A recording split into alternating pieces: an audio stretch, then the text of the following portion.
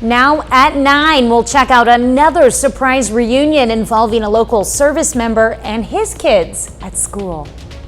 Plus, we hear from some elderly veterans looking back on their time in the military and why the basketball coaches at Carthage High School played a game against the police department.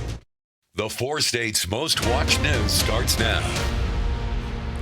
This is KOAM News at 9 on Fox 14. I'm Tanya Bach. Students in Miami today honored the heroic men and women who put their lives on the line for our country. Roosevelt Elementary students took part in a program honoring veterans at the Coleman Theater. First, second, and third graders performed patriotic songs and recognized active duty service members and veteran family members. And that presentation was especially meaningful to Platoon Sergeant Blake Byrne and his family. KOAM's Fernanda Silva tells us why. Second grader Tiana Byrne walked up to the stage to sing with her classmates in front of a packed Coleman Theater. She knew the audience had some of her beloved guests, her siblings Tessa and Tuff, her mom Jessica, and other family members. But Tiana didn't know a very special thing was set to happen at the end of the presentation. Daddy! Is it a good surprise? Yeah. Is it a good surprise? Yeah! Look, I brought you some flowers. And some flowers for you. Sergeant Blake Byrne surprised his kids after returning from a year-long military deployment to Africa. It was hard to hold back the tears, hold back everything. My heart was beating out of my chest and I was just shaking really bad, and just getting to see him for the first time was awesome. Since January, he missed some special dates and celebrations in the United States with his family. We are glad our families play honor. Now the feeling of being back is a hard one to explain. It's one of those things that you just kind of get through it as best you can. Technology is amazing now, being able to FaceTime with them and see them.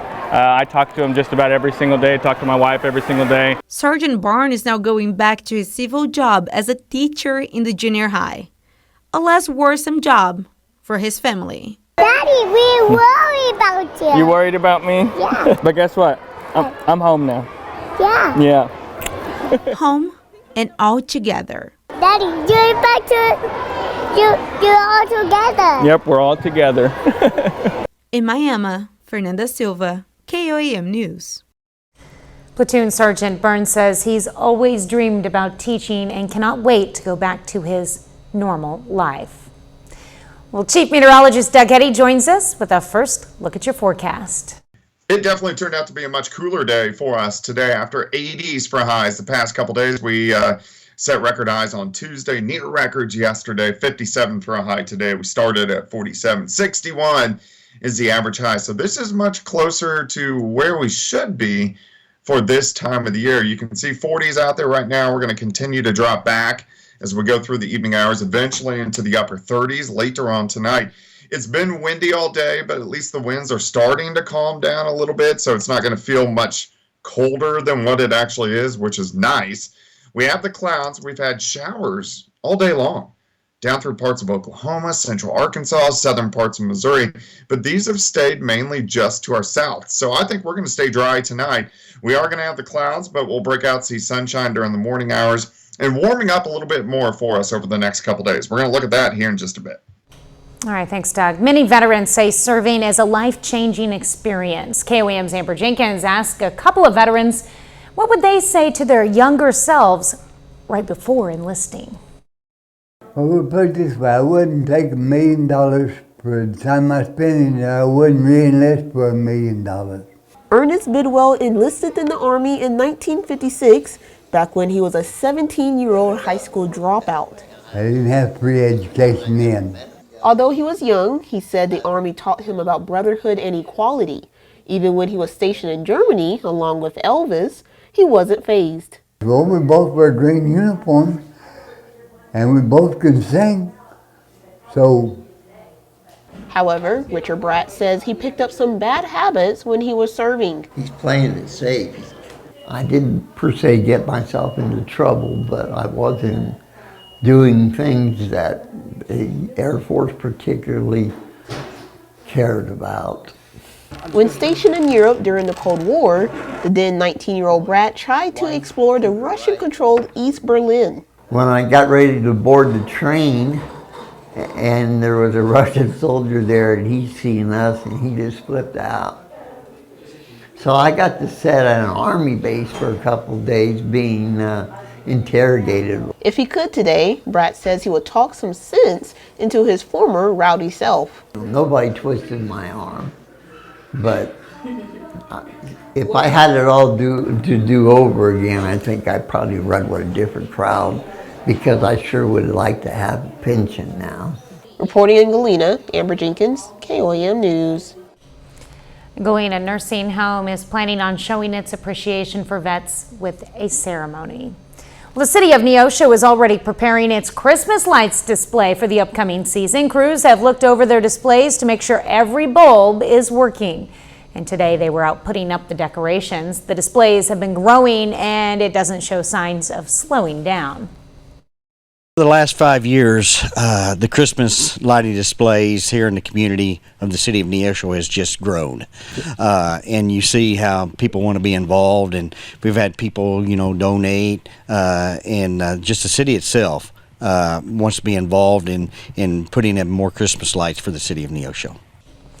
You'll find the bigger displays in Big Spring Park, and there'll also be new lights on McCord Street and Neosho Boulevard. There will be a public lighting ceremony at the end of November at Big Spring Park. Griggs Park in Carthage has a new basketball court, and what a better way to break it in than with a friendly exhibition game. But it wasn't the local high school players out there, it was their coaches going against the Carthage Police Department. The city's Park and Rec Department hosted the game as a way to get the public excited about the new addition. We found out that Misha said that we couldn't play, and that's fine. Our coaches love to play. So we're actually going to be switching sides. We're going to be coaching them up, telling them how to play, and I think it should be a lot of fun. We ended up playing the coaches, so our guys were excited to get out and play some ball. It's been a hot minute since they've been playing some basketball, so I have a feeling we're going to get schooled by these guys, but we're going to give it a go. Got some competitive guys ready to go. Well, the coaches did win the game by a score of 21-7. That's all right. There were also treats and giveaways. Coming up, how Crawford County is connecting local veterans with mental health resources. Crawford County Mental Health is getting into the Veterans Day celebrations. The organization today hosted a lunch for veterans. Not only was it a chance for the veterans to get a hot meal, they also learned about mental health benefits that are part of the organization's service members, veterans, and family members program. A lot of people get out and they feel isolated and alone, and this starts to reconnect and show people that there's other people who are not connecting with others. It gives you the opportunity to start to build some of those relationships. Yeah, and it gets the community involved and maybe lets the community see a little bit of what we're doing. The lunch was hosted at the Memorial Auditorium in Pittsburgh. When was the last time you went to an art museum? Some neuroscientists say it might be the perfect place to help you get a positive boost to your mental health. Fox News' Gary Baumgarten takes a look at the unique project helping people see the impacts of art on their brains. The National Institutes of Health says rates of anxiety and depression have only increased since the beginning of the COVID-19 pandemic. And while there's growing calls to make mental health care more accessible and affordable, a new project is highlighting the positive effects visiting an art museum can have on our mood. Engaging with art is potentially a very good thing for our well-being. The Courtauld Gallery in London is using special headsets, letting visitors see how their brains react in real time when they look at paintings that they think are beautiful. If you find beauty in a piece of art, that engages the part of your brain toward the front there, and that part coincides with regions that are usually targeted in sort of clinical treatments for things like depression, and it's also a seat of other signals for reward and pleasure and the concept of the self. Previous research has also found that our brains release a neurotransmitter called dopamine when we view something we find attractive. The Cleveland Clinic says dopamine can make us feel good. It's a great way to bridge the worlds of science and art. A recent study commissioned by Art Fund, a British-based charity organization, found 95% of people agree that going into an art gallery and looking at beautiful art is good for us. But what we found is that 4 in 10 people actually only go once a year or less. officials hope that the headsets can shed light on how art can benefit our brains. Gary Baumgarten, Fox News. And Doug is next with a complete look at the forecast. And later we'll hear from the first head coach of Pitt State's new women's soccer program.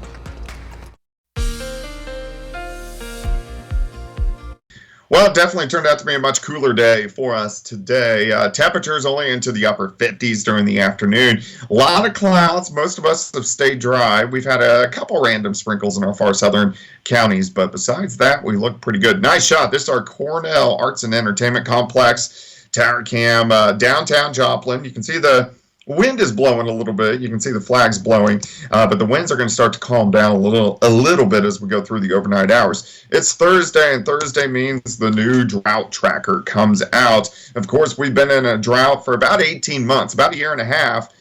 We are putting a big dent into it, which is great. If you live along and south of I-44, you don't have any drought concerns. Once you get to Joplin, Pittsburgh, it's dry, but we really don't have real drought concerns until you get to Fort Scott, Nevada, over toward Iola, Yates Center, and down toward Independence. But at least this map is looking better each and every week. Look at our temperature change. Lower 80s yesterday, and we stayed in the 50s for us today. In fact, we had a midnight high of 57 degrees, but we kind of hung into lower 50s all day long. It's been windy. The winds are backing down a little bit, so I think they're going to be near calm as we go through the overnight hours for us tonight, which is good.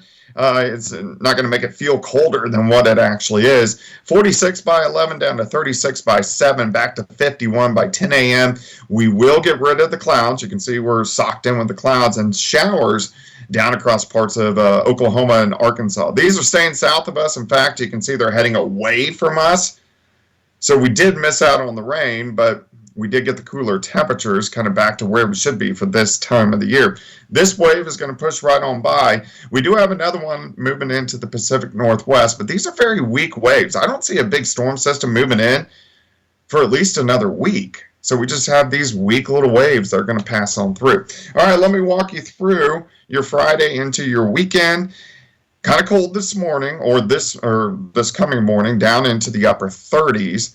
As we get to the noon hour, upper 50s to near 60, so a little bit warmer than what we did see today. I think most of us are going to top out kind of in that 60 to 62 degree range. As we go into tomorrow night, Friday night, we get some clouds, backing down mid-30s once again. Then your Saturday, kind of in and out of the clouds, but again, not a bad day.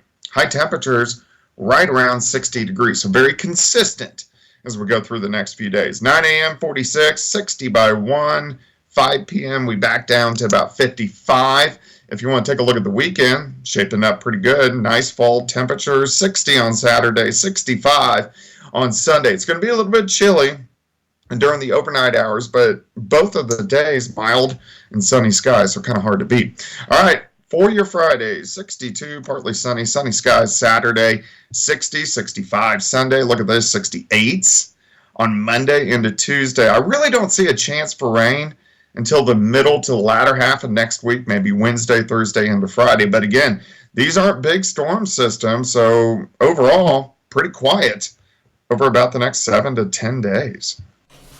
Well, coming up, keeping the friendly skies safe. Families are getting ready to fly home for the holidays, but lawmakers are worried about close calls in the skies. I'm Rebecca Kasser at Reagan National Airport with this story coming up. A tentative deal is reached between actors and major film and television studios, possibly ending the strike that clobbered the entertainment industry. Union officials say the tentative agreement will, quote, enable SAG-AFTRA members from every category to build sustainable careers, end quote. The actors walked off the set July 14th with numerous complaints towards the Hollywood brass, including the use of artificial intelligence. Well, the Federal Aviation Administration is in the hot seat as Americans are getting ready for holiday travel. Congress is worried about safety in the sky. Fox News correspondent Rebecca Castor has more on the story from Reagan National Airport. It's almost holiday travel season, and lawmakers are worried about an uptick in close calls in the skies. Our nation is experiencing an aviation safety crisis. The Federal Aviation Administration says there were 23 serious close calls in the past fiscal year. That's more than double the amount reported a decade ago.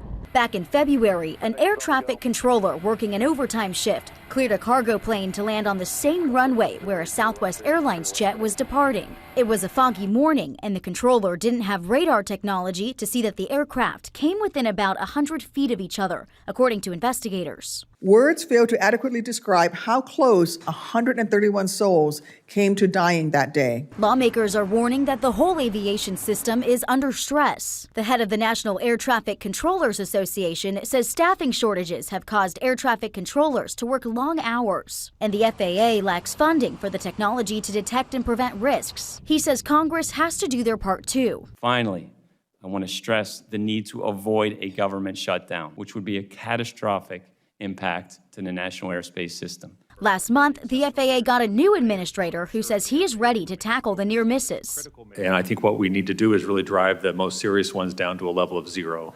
The FAA says it will have meetings at over a dozen airports, including right here at Reagan Airport in Virginia, to work on reducing risks. Rebecca Castor, Fox News. Up next, we'll check out some of the deals businesses are offering veterans this weekend. With Veterans Day this Saturday, businesses are busting out the deals for our nation's heroes. Veterans can get a free donut at Dunkin', free coffee and a donut at Krispy Kreme, or a free breakfast combo at Wendy's. Starbucks is offering a free hot or iced coffee, and IHOP is handing out free pancakes or a pancake combo. Also, Applebee's is offering a free meal when you dine in on Saturday. 30 more minutes of news, weather, and sports is coming your way. Crowder College hosts an event looking back on the history of guerrilla warfare in Missouri during the Civil War. Plus, we learn about a Tunnel to Towers program that's fighting to find homeless veterans a place to live. The 4 states' most watched news starts now. This is KOAM News at 9 on Fox 14. I'm Tanya Bach. Missouri is a state rich with history, and Crowder College is making sure its citizens know that. The college has been putting on a history symposium with a special guest speaker each month. Today's event highlighted guerrilla tactics in Missouri used during the Civil War. KOAM's Anthony Saviello has more. The United States is no stranger to the battlefield. Many of the battles that the U.S. has participated in have taken place right here on our own shores and amongst its own people. During the Civil War, Missouri was like many states, a battleground. However, the tactics used here made the war in Missouri gruesome. The way it impacted everyone, not just the military, but literally the entire Civil War population. It was so nasty, you could say without exaggeration, that in the Civil War, Missouri was the worst place to be. Dr. William Piston is a Civil War historian. In particular, he understands more than most how the war impacted the Show Me State. A large number of people who supported the South simply never came back to the state.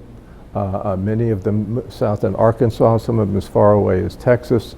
After the war, the population in Missouri increases very rapidly, but a lot of that is from out-of-state migration. Dr. Piston says guerrilla warfare was a tactic mainly used by the Confederacy in Missouri. But such brutal warfare took a toll not only on soldiers, but citizens as well. It's been estimated that there were some 300,000 civilian refugees. That's about 1/3 of the population of the state became refugees at one point or another because it was not safe. They fled to the bigger cities where they could find safety. Our nation's history isn't just who won the Civil War, but it's also the tactics and ways in which it was fought that also define our country. Reporting in Neosho, I'm Anthony Saviello, KOAM News. The next speaker will be at Crowder College next semester on March 7th. That event will be open to the public with food provided. MSSU's Plaster School of Business hosted a business competition for area high school students today. The Business Gateway event welcomed 600 students from 20 schools for a variety of competitive events, presentations, and workshops, including Build a Bridge and Build a Tower workshops. Organizers feel the event gives students a leg up in the world of business, as well as for future competitions. They are taking some multiple choice tests over various business-related subjects. They are also giving presentations over case studies. They're pitching new businesses. They're creating financial plans. And all these are being judged by external business partners as well as our wonderful faculty members here. This is the second year for the Business Gateway event at MSSU. Community Clinic of Southwest Missouri celebrates 30 years of providing care for the uninsured in Southwest Missouri with an open house and ribbon cutting today. Community Clinic serves uninsured population who are typically the working poor. Workers at the clinic say it's a labor of love. Whenever we started, we were only providing primary care. We really couldn't do those, patients who needed cardiologists or pediatricians, all those additional needs that people have. We really weren't able to provide that for them. And if somebody needed care beyond that primary care, we were really limited in what services and resources that we had in the community. Moving here to this location and being able to expand those services really impacted the patient. The clinic does not receive any direct government funding to provide services and relies solely on donations, private foundations, and volunteers to serve the community. The Department of Veterans Affairs estimates that more than 30,000 veterans are homeless on any given night. The Tunnel to Towers Foundation is working to address that crisis. Fox Business' Jeff Flock has more. It has been a special day in Houston celebrating the fight against veteran homelessness. We're told by the government more than 30,000 homeless veterans now at any one night in the U.S. And one organization is doing their darndest to try and make that not so. Frank Siller with the Tunnel to Towers Foundation and one of his biggest supporters, somebody that a lot of people know. Yeah, I want to thank Dennis Quaid for coming here today. He lends his name, and he has a great way to express to everybody the importance to take care of these great heroes. So, 161 homes here in this particular village for homeless veterans. We're doing it all over the United States. We need everyone to join us like you've been helping us for so many years. The Fox great listeners and viewers have been building houses with the Tunnel to Towers for our catastrophically injured service members. I hooked up with you, Ms. Fox. You were watching. So we need to continue doing this, and we need everyone doing $11 a month. T2T.org. What drew you to this particular foundation? Because you've supported a lot of things over the years, but not willy-nilly. I was watching Fox, and some of your first commercials came on, and I did a little research, and I said, this is an organization I really want to be a part of, because you could see right where your donations go, and it's like a hands-on experience. And also our veterans, our first responders from 9/11, these guys, they gave everything for us. And there's the guys that are running in when everybody's running out, and we need to support them. It's our duty to support these people. And the vision is to do this not just in Houston, but to do this all over the country. Yes, we're blessed that we are buying these hotels all across America. We got a lot of land that's been donated to us. We built a lot of them from ground up. We built 500 square foot comfort homes. Think of that. They have their own place. A lot of these guys have permanent housing, and permanent housing is the big problem in America. So we're gonna really eradicate homeless amongst our veterans. But once again, I got to make this very clear. First of all, we're always going to do what we've been doing: take care of catastrophically injured service members, Gold Star families, and fallen first responder families that have young children. We're always going to do that. Matter of fact, we did 50 homes this weekend for Veterans Day for these great heroes. But we count on everybody, $11 a month. That's how we get it done. Fire department says many hands makes light work. If we all come together as Americans, we can take care of every homeless veteran in America. That's a great goal. Yeah, it is. Worthwhile. Couldn't have said it better. In Houston, I'm Jeff Flock with the Fox Business Network. Back to you. A little bit later, a possible diplomatic breakthrough. The White House announces plans for a 4-hour humanitarian pause as fighting ramps up inside Gaza. I'm Trey Yingst along the Israel-Gaza border. I've got the details coming up. Well, it definitely turned out to be a much cooler day for us today. Temperatures only into the upper 50s during the afternoon. A lot of clouds. Most of us have stayed dry. We've had a couple random sprinkles in our far southern counties, but besides that, we look pretty good. Nice shot. This is our Cornell Arts and Entertainment Complex, Tower Cam, downtown Joplin. You can see the wind is blowing a little bit. You can see the flags blowing, but the winds are going to start to calm down a little bit as we go through the overnight hours. It's Thursday, and Thursday means the new drought tracker comes out. Of course, we've been in a drought for about 18 months, about a year and a half.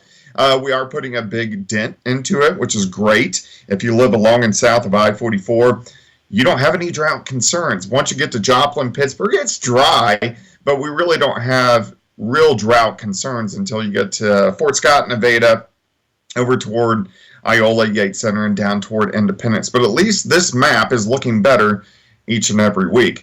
Look at our temperature change. Lower 80s yesterday, and we stayed in the 50s for us today. In fact, we had a midnight high of 57 degrees, but we kind of hung into lower 50s all day long. It's been windy. The winds are backing down a little bit, so I think they're going to be near calm as we go through the overnight hours for us tonight, which is good. It's not going to make it feel colder than what it actually is. 46 by 11 down to 36 by 7, back to 51 by 10 a.m. We will get rid of the clouds. You can see we're socked in with the clouds and showers down across parts of Oklahoma and Arkansas. These are staying south of us. In fact, you can see they're heading away from us. So we did miss out on the rain, but we did get the cooler temperatures kind of back to where we should be for this time of the year. This wave is going to push right on by. We do have another one moving into the Pacific Northwest, but these are very weak waves. I don't see a big storm system moving in for at least another week. So we just have these weak little waves that are going to pass on through. All right, let me walk you through your Friday into your weekend.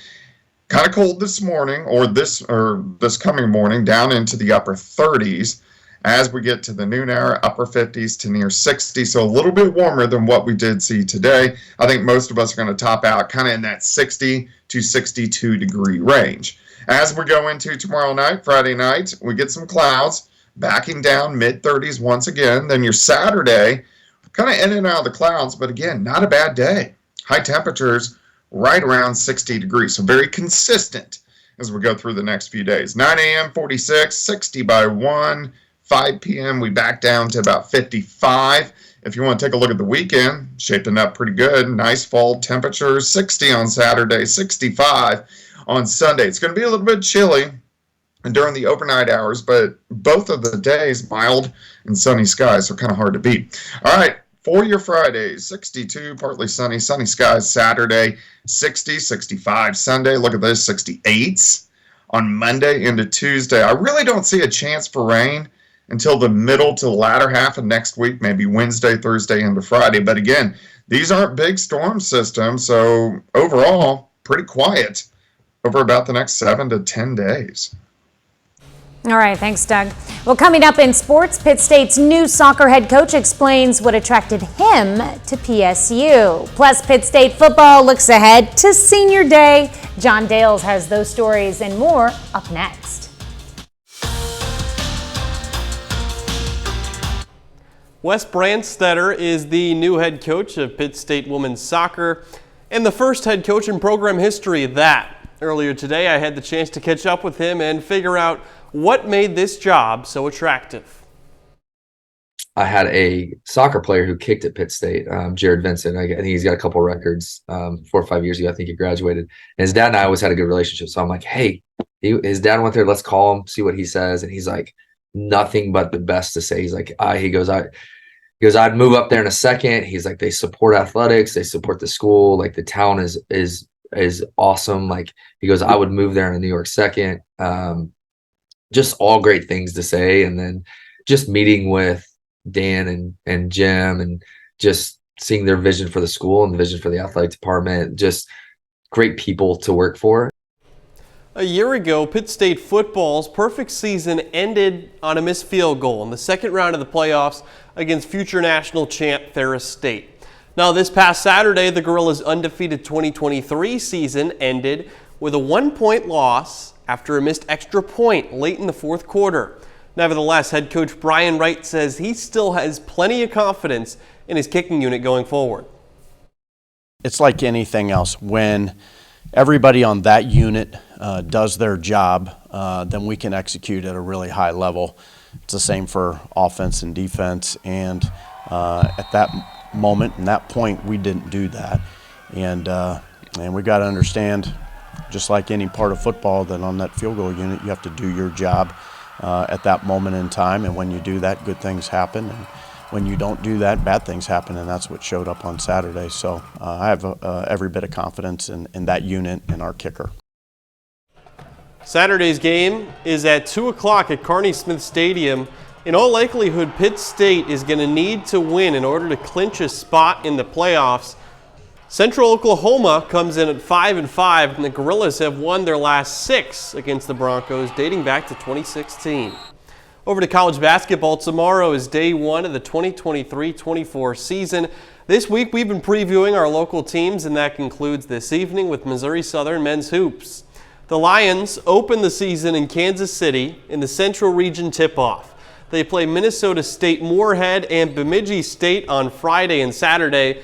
And much like a lot of college hoops teams that have been practicing against each other all summer into the fall, the Lions are excited to face an opponent other than themselves.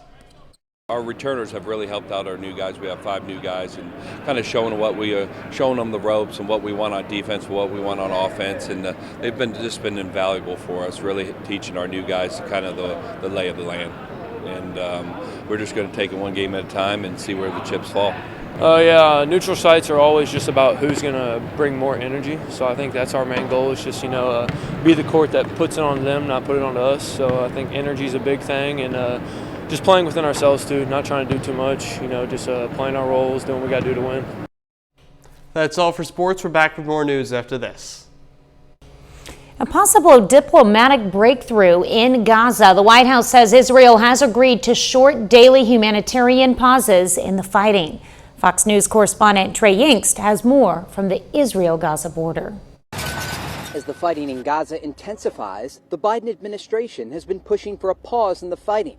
The White House claims Israel agreed Thursday to stop its offensive for 4 hours every day. The Israelis are not confirming the statement from the Biden administration, saying any reduction in battle is part of their tactical plan. As the Israeli push to take Gaza City continues, Islamic Jihad claims they've agreed to release 2 Israeli hostages, but haven't yet released anyone, despite reports of a humanitarian pause, not a ceasefire. What are the chances of a Gaza ceasefire? None. No possibility. But President Biden also says he's pushing for a longer 3-day humanitarian pause to allow civilians to leave northern Gaza and to buy time for more hostage negotiations. Officials here in Israel say that's not on the table right now. The Israelis are on the offense. They have the initiative right now. Don't take away that initiative. Let them complete the job. Indirect talks are still taking place in Qatar about a larger release of hostages that could lead to a longer pause. The State Department is welcoming the news, saying it will facilitate the delivery of aid into the Gaza Strip. But some UN officials say it doesn't go far enough, claiming only an immediate ceasefire can stop the crisis from turning into a humanitarian catastrophe. There have been also a common understanding about the severity of this humanitarian crisis, that we are confronted to a disaster today, and this disaster needs to end. The White House says the Israeli military will give at least 3 hours' notice ahead of each humanitarian pause. Along the Israel-Gaza border, Trey Yingst, Fox News. Well, coming up, we take a look back at country music's biggest night. The 57th annual CMA Awards in Nashville dished out the honors on a music-filled night hosted by Luke Bryan and Peyton Manning. Here's Fox's Ashley Dvorkin with a recap. The red carpet has rolled out for country music's biggest stars, and we're here in Nashville with them to bring you a look at country music's biggest night. Lainey Wilson. CMA Awards lead nominee Lainey Wilson went home with 5 trophies, including top title of Entertainer of the Year, Female Artist of the Year, and Album of the Year for Bell Bottom Country. Chris Stapleton won Male Artist of the Year for a 7th time. Old Dominion won their 6th consecutive vocal group award. I always think about, 20 years from now or something when, this will be in the history books forever. And it's just like, wow. Brothers Osborne took duo for a 6th time. We've just been so focused on putting out new music and going out and trying to put on the best shows we can for our fans. That to be here, have this thing, it's just, it's a really huge cherry on top of it all. Luke Combs' cover of Tracy Chapman's Fast Car won Single of the Year and Song of the Year. While Chapman wasn't at the show, presenter Sarah Evans read a message on her behalf. It's truly an honor for my song to be newly recognized after 35 years of its debut. Jelly Roll is the new Artist of the Year. I'll never forget this in every way you can imagine it. Thank you, Jimmy. Kenny Chesney, Mac McAnally, Alan Jackson, and Zach Brown Band did a tribute to the late Jimmy Buffett.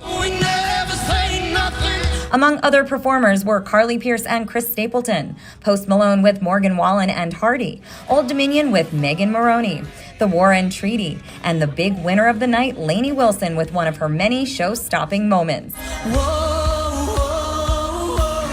In Nashville, Ashley Dvorkin, Fox News. That's our time for tonight. Thanks for joining us. We're going to leave you with video of meerkat pups at a zoo in Australia. Have a great night and an even better tomorrow.